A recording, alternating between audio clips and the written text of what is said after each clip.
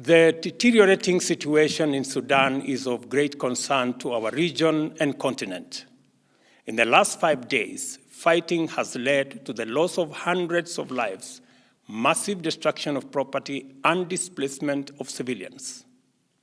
Kenya is deeply alarmed that a misunderstanding over a single outstanding item in the political framework agreement, namely the time frame for the integration of the rapid support forces into the Sudan armed forces, has degenerated into violent conflict.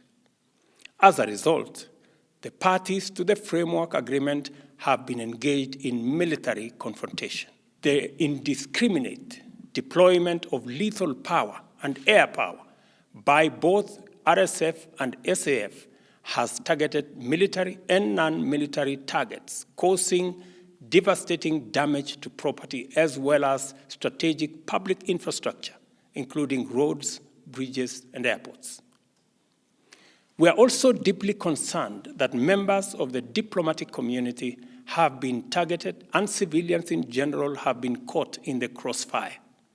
A pattern of systematic violation of established norms and principles of international humanitarian law is clearly emerging, and this situation is evolving into a threat to regional and international peace and security. Kenya implores the leadership of the two parties to ensure full compliance with the resolution of the Intergovernmental Authority on Development Heads of State Summit held last Sunday. This includes an immediate cessation of hostilities, allowing unrestricted humanitarian access, and extending full cooperation to the IGAD Heads of State mission when it visits Khartoum.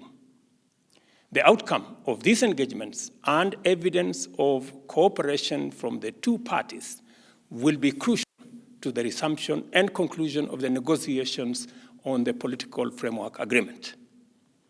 In urging this course of action, Kenya notes that disregard for the resolutions, coupled with the evidence of lack of commitment to ending the conflict, strongly indicates that attacks on diplomatic installations and personnel, as well as targeting of hospitals, hotels, and other vital public and social spaces, are deliberate, systematic, and tantamount to atrocities against humanity.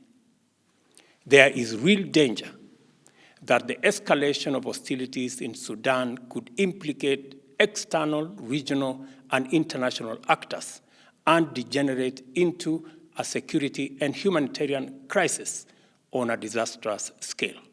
It is therefore critical for an international coalition of all the actors that have been involved in supporting the restoration of civilian rule in Sudan to act with urgency. The United Nations, Africa Union, IGAD, and all the other stakeholders for the Sudan must lead a process that extends beyond mere cessation of hostilities towards the restoration of sustainable peace, security, and stability.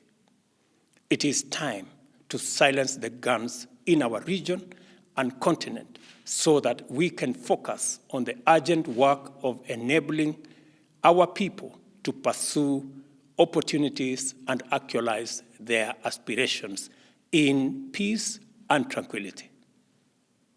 Time is of the essence.